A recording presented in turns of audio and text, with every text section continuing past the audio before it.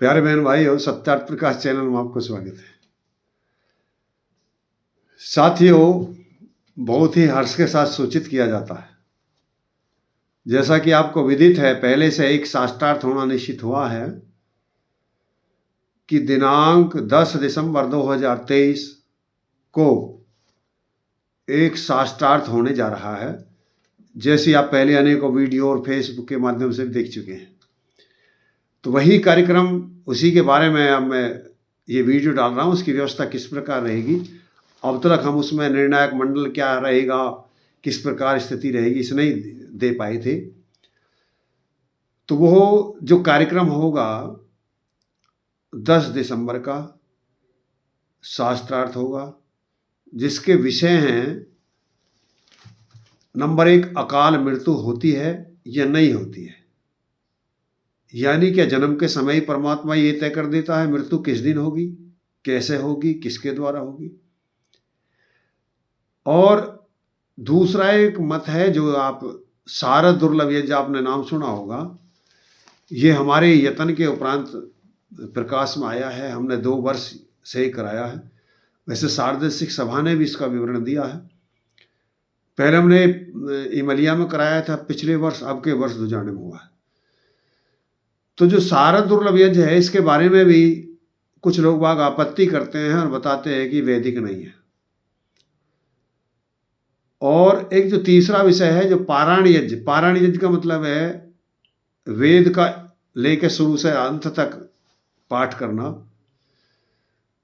तो इसको भी कुछ लोग बाग ये कहते हैं कि ये अवैदिक है, ये वैदिक नहीं है। एक और चौथा विषय है कि जो बहुकुंडीय यज्ञ, यानी इसमें किसी भी व्यक्ति को तो आपत्ति नहीं है, आर्य समाजी को, कि वह एक कुंड के यज्ञ करने से लाभ होता है, लेकिन कुछ व्यक्तियों को अनेकों कुंडा में यज्ञ करने से अवैधिक हो जाता है, ऐसी उनकी धारणा है।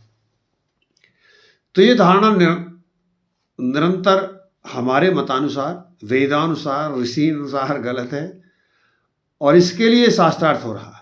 हमारा पक्ष है अकाल मृत्यु वैदिक है, होती है, यानी जन्म के समय परमात्मा मरने का कोई दिन तय नहीं करता, ऐसा हमारा मानना है।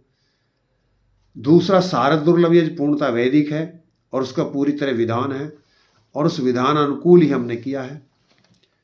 तीसरा जो पारायण यज्ञ है वो भी बिल्कुल वैदिक है और उसका विधान शास्त्रों में है।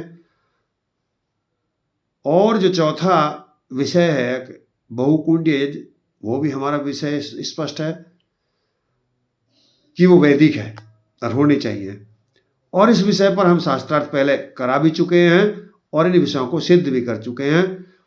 उसमें परोपकारिणी सभा के भी व्यक्ति थे और सारदेशिक सभा सबको हमने आमंत्रित किया था, चाहे वो परोपकारिणी सभा हो, चाहे सारदेशिक सभा हो, चाहे आर्य प्रकाशन हो, चाहे आर्ष प्रचार ट्रस्ट हो, जो भी क्षेत्र में बड़ा काम कर रहे हैं उन सबको हमने आमंत्रित किया था और उस पर शास्त्रार्थ कराया था।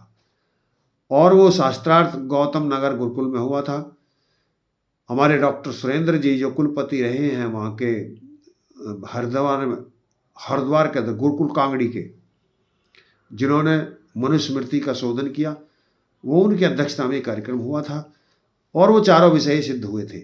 यानी एक और विषय था वहाँ, शारद दुर्लभ यज्ञ विषय ना होकर के वहाँ वृक्षों में जीव होता है, यह विषय था।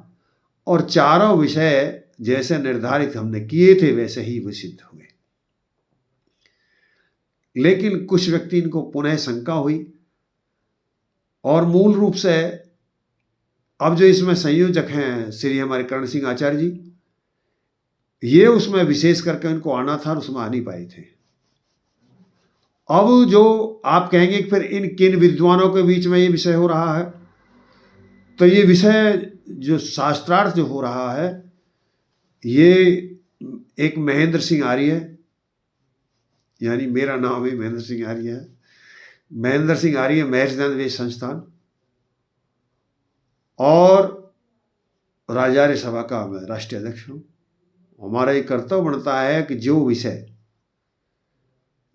विषय ऐसे हैं कि जो अंधेरे में लिपटे हुए हैं, अंधेरे में लिपटे हुए हैं और ये कह के लोग बाग पीछे झाड़ लेते हैं कि भाई इसमें विद्वान एक मत नहीं है। वैसे ही कार्य कार्य परोपकारिणी सभा को या सार्वदेशिक सभा को करना चाहिए था, लेकिन यदि परोपकारिणी सभा यानी धर्मार्य सभा, विद्यार्य सभा ये कार्य नहीं कर पा रही तो राजार्य सभा करेगी, कोई बात नहीं, राजार्य सभा का कर्तव्य है। और महर्षि ध्यान ने लिखा है कि जो क्षत्रिय है वो पंडित को और सन्यासी को महानियम में रखे और व्यवस्था दे। तो ये हमारा कर्तव्य है, हम अपने कर्तव्य का पालन करते हुए हम इससे विमुख नहीं होंगे। आज जितने भी विषय आर्य समाज में ऐसे हैं कि जिन पर चर्चा होनी चाहिए, शास्त्रार्थ होना चाहिए, उन सब पर हम शास्त्रार्थ करेंगे। परमात्मा ने वो सामर्थ्य हमें दी है, ये विषय हमारे स्पष्ट है और हम इन विषयों को सिद्ध कर सकते हैं। पूरा चिंतन और मनन इन विषयों पर स्वाध्याय हमारा है। तो ये विषय एक पक्ष मेरा है, मैं चारों इन विषयों को वैदिक मानता हूं और सिद्ध भी करने की सामर्थ्य रखता हूं। और एक जो दूसरा विषय है, जो हमारे दूसरे विद्वान हैं, हमारे श्री पंडित महेंद्रपाल जी जो कलकत्ता में रहते हैं, हाँ वो कुरान के बेजोड़ वक्ता हैं। आर्य समाज के पास में पंडित महेंद्रपाल जी के बराबर का तुल्य कोई कुरान पे बोलने वाला या उसका ज्ञान रखने वाला व्यक्ति नहीं है। मैं इस बात से 100% सहमत हूं। मैं उसमें उस क्षेत्र में 1% भी नहीं जानता हूं और वो 100% जानते हैं, लेकिन ये क्षेत्र वेद का है। इस विषय में मैं 100% जानता हूं और मैं ये तो नहीं कहूंगा कि वो 1% नहीं जानते हैं, लेकिन ये 10 तारीख में सिद्ध हो जाएगा अब इस विषय में कौन कितना जानता। और उस 10 तारीख की बड़ी बेसब्री से, बेताबी से इंतजार है, क्योंकि महर्षि जी कहते हैं कि जब विद्वानों में मतभेद हो जाता है तो साधारण मनुष्य दुखी हो जाते हैं।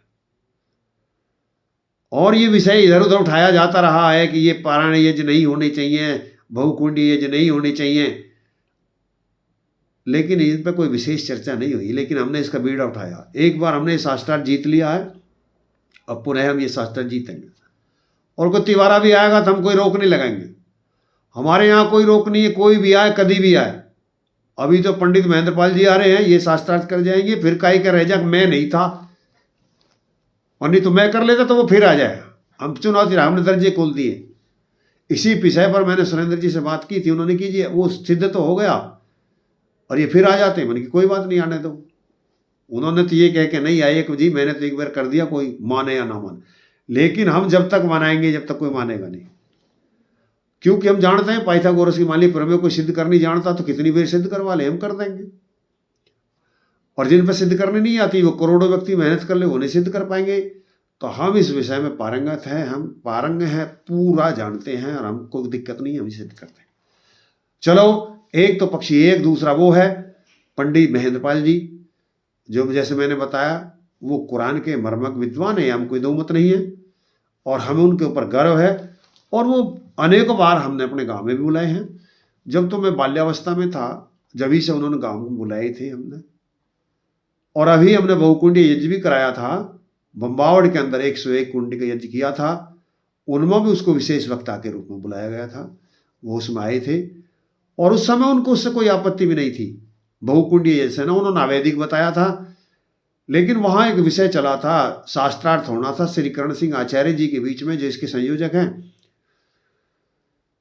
उन्होंने एक शब्द कहा था कि उनकी महर्षि दांत की शब्दावली में अकाल शब्द है ही नहीं। तो जब उन्होंने ये शब्द कहा, बात कही, तो मैंने कहा नहीं पंडित जी, महर्षि दांत की शब्दावली में अकाल शब्द है। बस मेरा इतना कहना था और उनका जो फिर सबला रूपरेखा बदल गई और उन्होंने कह दी कहीं नहीं है। फिर मैंने बाद में की था है तो नहीं, शास्त्रार्थ कर लीजिए। खैर उन्होंने फिर शास्त्रार्थ के लिए भी तैयार नहीं हुए। फिर मैंने वो लिखी सूचना उनके पास में भेज दी, प्रमाण भेज दिए, लेकिन वो पुनः फिर इसमें शास्त्रार्थ करने के लिए तैयार है। बड़ी खुशी की बात है। हम 2 बार उस पर शास्त्रार्थ कर चुके हैं। पहले जैसे बताया बम्बावड़ में हुआ, उसमें कर्ण सिंह शास्त्री जी शास्त्रार्थ कर रहे थे। दूसरा शास्त्रार्थ कमल जी के वहां हुआ, जो शास्त्रार्थ हबीबपुर में कमल आ रही हैं हमारे, उनके विद्यालय स्कूल में हुआ था। उसमें कर्ण सिंह शास्त्री जी तो पार्टी थे लेकिन आए नहीं थे, और एक दिवाकर आचार्य जी ने भी कहा था मैं भी शास्त्रार्थ करूंगा, वो वहां आए थे कार्यक्रम में लेकिन वो शास्त्रार्थ में हिस्सा नहीं लिया था। वहां 5-6 व्यक्ति थे जिन्होंने शास्त्रार्थ में हिस्सा लिया था। एक तेजपाल जी थे, एक टीले के थे श्री सत्येंद्र जी, और एक हमारे और आचार्य थे, मतलब कई 4-5 व्यक्ति थे। उनमें एक जो हमारे भूदेव आचार्य जी थे, उन्होंने शास्त्रार्थ के बीच में ही स्वीकार लिया था, हाँ जी मैं मानता हूँ, शास्त्रार्थ तो करने बैठ गए थे कि मान लिया था। खैर जब वो सिद्ध हुआ, विषय स्पष्ट कर दिया हुआ, काल मृत्यु होती है, लेकिन वो फिर उन व्यक्तियों द्वारा जी यहाँ विद्वान अच्छे नहीं थे निर्णायक, और उन विद्वानों के बीच में नहीं, हम बहुत अच्छे विद्वानों के बीच में कराएंगे। हमने कि ठीक है, हम ये भी चुनौती स्वीकार करते हैं। हमने वो भी चुनौती स्वीकार की और फिर वो कार्यक्रम हमने गुरुकुल में कराया। जैसे हम बता रहे हैं, वो 3 दिन का कार्यक्रम था गुरुकुल गौतम नगर में, स्वामी प्रणवानंद स्वामी जी के गुरुकुल में हुआ, और अध्यक्षता उनकी थी, और जो संयोजक थे हमारे उसके राजारी सभा थी, और जो निर्णायक थे डॉक्टर सुरेंद्र जी थे, जहाँ ये विषय रखे गए और जिनके ऊपर रखा गया था। दिवाकर जी भी वहाँ गए लेकिन आध घंटा से ज़्यादा नहीं रुके, चले आए, और कर्ण सिंह शास्त्री जी गए ही नहीं, शास्त्रार्थ में ही नहीं गए। तो ये विषय वहाँ तक चला पहले। अब ये अंतिम विषय हमने जब दुजाने में एक कार्यक्रम कराया शारद दुर्लभिया, तो हमारे पास में तो लिखित नहीं भेजी, एक नेट में फिर सूचना लिख के पंडित महंतपाल जी ने भेजी। हम इन आर्य कहलाने वालों को, इन आर्य मानने वालों को चुनौती देते हैं, और शास्त्रार्थ के लिए मेरे पास में 10 से 20 का समय, मुझसे शास्त्रार्थ कर लें या पराजय स्वीकार कर लें। हमने की अच्छा अवसर है, हम क्षत्रिय हैं, हम पराजय स्वीकार नहीं करते हैं, हम तो पराजय स्वीकार कराते हैं। तो मैंने ये लिख के भेज दिया, पंडित जी मैं आपकी चुनौती स्वीकार करता हूं और 4 विषय पे शास्त्रार्थ होगा, आप आ जाइए। उन्होंने बताया कि ये सूरजपुर आर्य समाज में होगा, स्वीकार है। उन्होंने कहा 10 दिसंबर से 20 दिसंबर तक होगा, स्वीकार है। उन्होंने कहा संयोजक कर्ण सिंह आचार्य जी होंगे, स्वीकार है। उन्होंने कहा अध्यक्षता स्वामी जी की, शिवानंद जी की होगी, बहुत अच्छी है, स्वीकार है। और ये 4 विषय होंगे, हमने सब स्वीकार लिया, सब चुनौती को हमने स्वीकार किया, और अब वो 10 दिसंबर आने वाला है। अब जो निर्णायक मंडल है, मैंने निर्णायक मंडल में आचार्य जी से कह दिया था, कर्ण सिंह आचार्य जी इसके संयोजक हैं, उनसे कह दिया था आचार्य जी जितने भी शीर्ष विद्वान आप बुला सकते हो, निर्णायक मंडल में वो विद्वान बुला लीजिए। मुझे बहुत हर्ष होगा, जितने बड़े विद्वान इसका निर्णय करने के लिए आएंगे उतनी इसकी प्रस्तुति में सुगमता हो जाएगी। उन्होंने जिन जिन व्यक्तियों के नाम सुझाए मैंने ओके कर दिया कि मैंने कि ठीक है, ये व्यक्ति आप रख लीजिए। लेकिन अब जिनकी स्वीकृति हो पाई, उनकी स्वीकृति में डॉक्टर वेद प्रकाश जी मेरठ हैं, और एक हमारी बहन जी हैं मीनू आर्या जी, आचार्य जो खुर्जा में प्रोफेसर हैं, उनकी स्वीकृति है निर्णायक मंडल की, स्वागत है। और एक हमारे डॉक्टर वीरपाल जी हैं जो विद्यालंकार श्री गाजियाबाद से MMH के प्रिंसिपल प्रधानाचार्य रहे हैं, वो रहे उसमें निर्णायक मंडल में हैं। और तीसरे जो एक चौथे व्यक्ति हमारे जो बहुत ही मैं समझता हूँ मेरी अपनी दृष्टि में, हमारे देवेंद्र आर्य जी हैं बावड़ वाले, और उनका जो चिंतन है, जो सोच है, जो विचार है, जो प्रस्तुति है, वो बहुत अच्छी है। और वो एक बहुत लंबे समय से वकील रहे हैं, वो अच्छी तरह समझते हैं कि भाई सत्य क्या है और असत्य क्या है, उसकी प्रस्तुति क्या हो रही है। तो हमने उनसे विनती की, उन्होंने निर्णायक मंडल में होना स्वीकार कर लिया है। तो ये एक और खुशी की बात है। तो फिर एक और जो व्यक्ति हैं हमारे पास में, श्री दिनेश प्रोफेसर जो हिमालय के हैं, जो मनीषी हैं वेदों के, बहुत ही स्वाध्यायशील व्यक्ति हैं, उनको निकटता से मैं जानता हूँ और बहुत सम्मान करता हूँ, उनका बहुत अच्छा चिंतन है। उनसे भी मैंने विनती और आग्रह किया कि भाई आप कृपया इसमें आइए और बस आप ये करिए, सत्य को सिद्ध कर, जो सत्य सिद्ध हो उसको उजागर करवा दीजिए। प्रस्तुति तो हम करेंगे, आप जो सत्य लगे कोई मतलब किसी भी प्रकार का पक्षपात ना हो।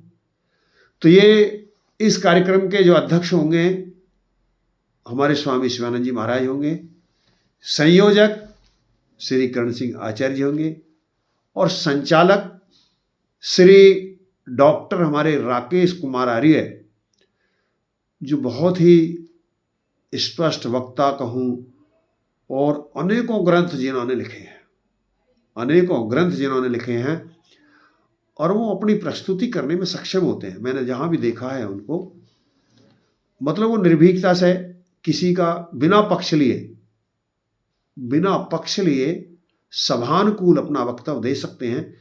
तो वो मैंने उनसे आग्रह किया, अगवे आप मंच संचालन कीजिए इसका। बल्कि जब मैंने ये बात कर्ण सिंह आचार्य जी को बताई कि कृपा आचार्य जी आप मंच संचालक श्री राकेश कुमार जी से कराइए, तो उन्होंने कहा नहीं जी राकेश जी तो नहीं कर सकते। मैंने कि राकेश जी क्यों नहीं कर सकते? कि वो निष्पक्ष व्यक्ति नहीं है, कि जानकार नहीं है? जो कहा जी उनको वो तैयार ना हो, ना निष्पक्ष ना माने। क्यों नहीं माने निष्पक्ष? मैं करूंगा ये संचालन, आप संचालन नहीं कर सकते।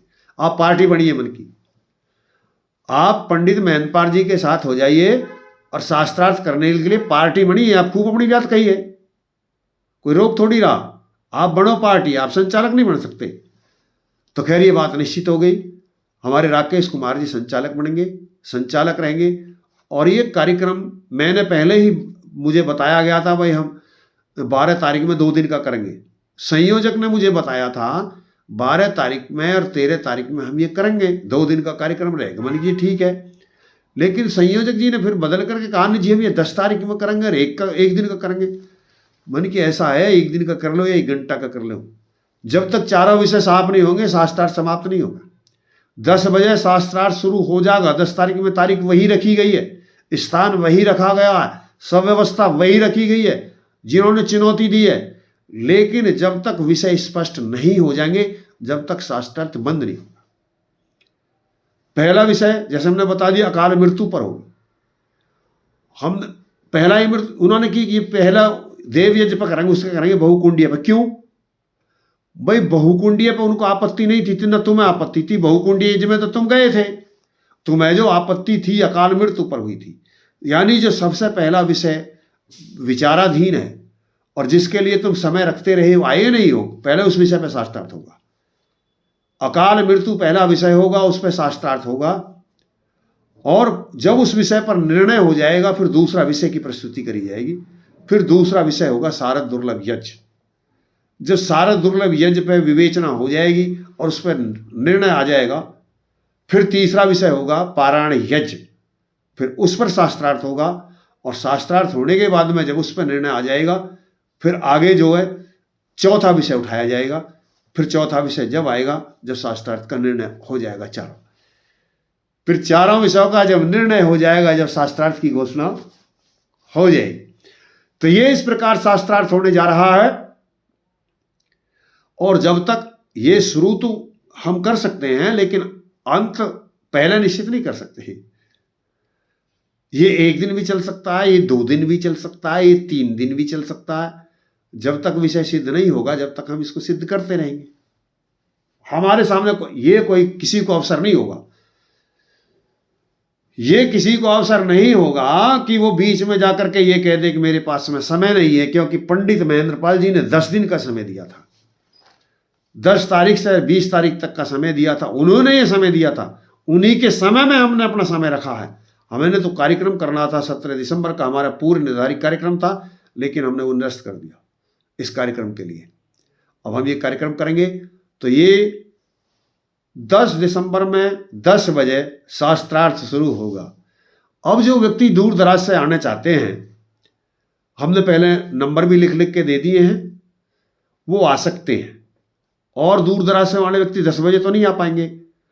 तो हमारे जो बहुत ही कर्मठ जुझारू कहूँ योग व्यक्ति हैं, जो हमारी जिले सभा के मंत्री हैं श्री मूलचंद आर्य जी, और जो सूरजपुर आर्य समाज के अध्यक्ष भी हैं, उन्होंने ये दायित्व लिया है कि कोई भी व्यक्ति आए, बहन आए, भाई आए, हम उनके लिए समुचित व्यवस्था करेंगे, खाने की, पीने की, रहने की, और वो सब आ सकते हैं।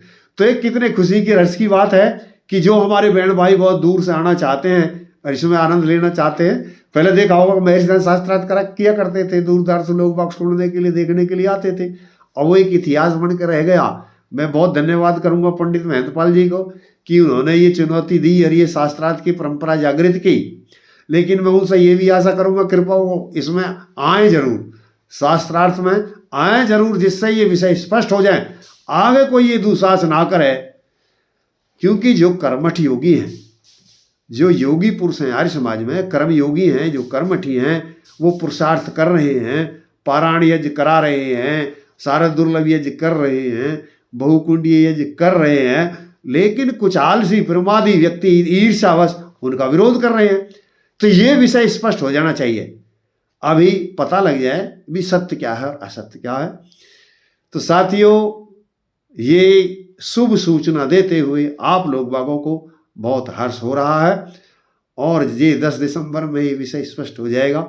आप सबसे विनती है, आग्रह है, और आप सब सपरिवार इष्ट मित्रों सहित सादर आमंत्रित हैं। जो विद्या प्रेमी हैं और विद्या जानना चाहते हैं और सत्य सिद्धांत की रक्षा चाहते हैं और चाहते हैं कि आर्य समाज दिन दुगनी रात चौगुनी उन्नति करता रहे, उसकी बढ़ती होती रहे, तो वो इस कार्यक्रम में जरूर आए। और जो ऐसी मान्यता लोग बाग फैलाना चाहते हैं जिनसे आर्य समाज के प्रचार का रथ रुक जाए, उनको हमें रोकना है, ये हमारा उद्देश्य है। यानी जो सिद्धांत हैं महर्षि दयानंद के आर्य समाज के, कुछ विद्वान होने का चोला ओढ़ करके उनको खूंटी पर टकवा देना चाहते हैं, लेकिन हमारे होते हुए उन सिद्धांतों को खूंटी पर नहीं टकने देंगे, उनको व्यवहार में लेंगे और व्यवहार में ला के उनको जनसाधारण के लिए खोल देंगे। ये व्यवस्था पहले जैसी हम नहीं चलने देंगे। अब वेद पढ़ने का अधिकार केवल पंडितों को ही है, औरों को नहीं है। अरे जिस दिन महर्षि दयानंद इस दुनिया में आए थे, केवल पंडित जाति में शास्त्रीय आचार्य हुआ करते थे, लेकिन महर्षि दयानंद के आने के बाद में आज कोई ऐसी जाति नहीं है जिसके अंदर पंडित और आचार्य नहीं है। ये उस महापुरुष की देन है, लेकिन उस महापुरुष की देन को फिर कोई ऐसी वंचित कर देना चाहता है तो हम नहीं होने देंगे। तो इसी बात के लिए ये शास्त्रार्थ का आयोजन किया है। जब तक इस विषय की सिद्धि नहीं होगी, जब तक इस विषय की सिद्धि नहीं होगी, हम सिद्ध करते रहेंगे। कोई भी आए, कहीं भी आए और कैसे ही भी आए, और हम शास्त्रार्थ करेंगे। किसी को लगता हो ये शास्त्रार्थ देखने के बाद में कि मैं नहीं हुआ, नहीं तो मैं देख लेता, तो वो कोई बात नहीं है, फिर आ जाए, फिर कर ले शास्त्रार्थ। 1 बेर करे, 2 बेर करे, 3 बेर करे, 4 बेर करे, हमें कोई दो पत्ते नहीं। हम जब तक करते रहेंगे जब इस विषय को सिद्ध नहीं कर देंगे। तो इन बातों को यही अपनी वाणी को मैं विराम देना चाहूँगा और पुनः मैं धन्यवाद देना चाहूँगा उन सभी व्यक्तियों का कि जो इस सत्य कार्य में अपना सहयोग दे रहे हैं। और एक मैं विषय भी और भी बता दूं, मैंने उनसे ये भी कह दिया कि पंडित जी अपने साथ में जितने सहयोगी चाहें, 1 चाहें, 2 चाहें, 10 चाहें, 20 चाहें, वो रख सकते हैं, मुझे कोई आपत्ति नहीं है। और जब मुझसे श्री संयोजक जी द्वारा पूछी गई कि भाई क्या आप भी अपने सहयोगी रखने चाहोगे, यदि आप चाहते हैं तो मैं सहयोगी रख लेता हूँ। उन्होंने क्या आप किससे रखना चाहोगे? तो हमारे जो एक बहुत ही स्वाध्यायशील व्यक्ति हैं हमारे बीच में और बहुत ही मैं कहूँ सिद्धांत के लिए समर्पित हैं, श्री सागर आर्य जी तिरत्ता वाले। मैंने उनका नाम प्रस्तुत किया कि आचार्य जी मैं चाहूँगा कि सहयोगी के रूप में मेरे पास में श्री सागर आर्य जी रहें। और एक बहुत ही स्वाध्यायशील व्यक्ति हैं, आपने सुना हो निरंजन आर्य जी हैं टीले के, मैंने उनको भी कहा कि मैं उनको भी रखना चाहूँगा और उन्होंने इन बातों की स्वीकृति दे दी है। तो मेरे साथ में हम 3 व्यक्ति रहेंगे, एक श्री सागर आर्य जी का सानिध्य मिलने का सौभाग्य और श्री वो निरंजन मास्टर जी, और मैंने उनसे संयोजक जी से कह दिया पंडित जी जितने अपने सहयोगी रखने चाहें, और यहाँ तक भी कि आपका भी जी करे तो आप सहयोगी के रूप में रहिए, और किसी का जी करता तो आप सहयोगी के रूप में रहे, मुझे कोई दिक्कत नहीं है। वो 2 करें, 4 करें, 10 करें, 1 करें, जितने भी चाहें, जैसे भी चाहें वैसे मैं तैयार हूँ। व्यवहारिक नियम वो जो बनाए मैं उन सब के लिए तैयार हूं। यानी जिन नियमों से हम सत्य तक जा सकते हैं उन सभी नियमों का पालन करने के लिए मैं तैयार हूं। हाँ, ऐसा कोई नियम तो मैं नहीं मानूंगा कि जिसमें किसी का छल छुपा हो, कोई स्वार्थ छिपा हो। स्वार्थ का और छल का नियम कोई नहीं चलेगा। हाँ, निष्पक्ष निष्पक्ष ये भी, मान लिया किसी नियम के ऊपर आपत्ति होती है तो नियम बांधना, जो सभा उपलब्ध होगी, साधारण सभा होगी, एक वो व्यक्ति होंगे जो निर्णायक मंडल में होंगे, छठाई कोषा वो होंगे, अध्यक्ष होंगे, संयोजक होंगे, तो जो वो नियम बांधना चाहे मैं उनके लिए स्वीकृति दूंगा। जो उद्देश्य तक जाने वाले नियम हो, जो हमको उद्देश्य तक ले जाते हो, उन सब नियमों के लिए मेरी स्वीकृति है। हाँ, ऐसे किसी नियम के लिए मैं स्वीकृति नहीं दूंगा कि जो सत्यता से दूर ले जाता हो। और ये निर्णय मैं नहीं करूंगा, ये मैं भी नहीं, मैं ही अपने निर्णय बना के दे रहा हूं। मैं निर्णय नहीं करूंगा, जो उपस्थित सभा और वहां निर्णायक मंडल, अध्यक्ष, जिन सब बात पे सहमति होती हो सत्य तक जाने के लिए, उन सब के लिए मैं तैयार हूं। इन्हीं बातों के साथ मैं अपनी वाणी को विराम देता हूं और सब उन साथियों को धन्यवाद देना चाहता हूं जो जो व्यक्ति इसमें हिस्सा ले रहे हैं। और देखो, विद्या अपना रूप दिखाती है, और यदि अवसर ना आए तो विद्या का भी लाभ भी क्या। यदि अवसर ही नहीं मिला, यदि राम वनवास ना गया होता तो उसका पता क्या लगता भरत कैसा है। ऐसे ही ये विद्या अपना प्रकाश दिखाती है, लेकिन कब, जब अवसर आता तो। और दूसरे जगह तो जब हम मान लीजिए प्रवचन करने जाते हैं तो इन विषयों पर चर्चा नहीं कर पाते हैं, लेकिन इस पर चर्चा होगी। तो इन्हीं बातों के साथ अपनी वाणी को विराम देता हूँ, सबको धन्यवाद देता हूँ। सम नमस्ते जी।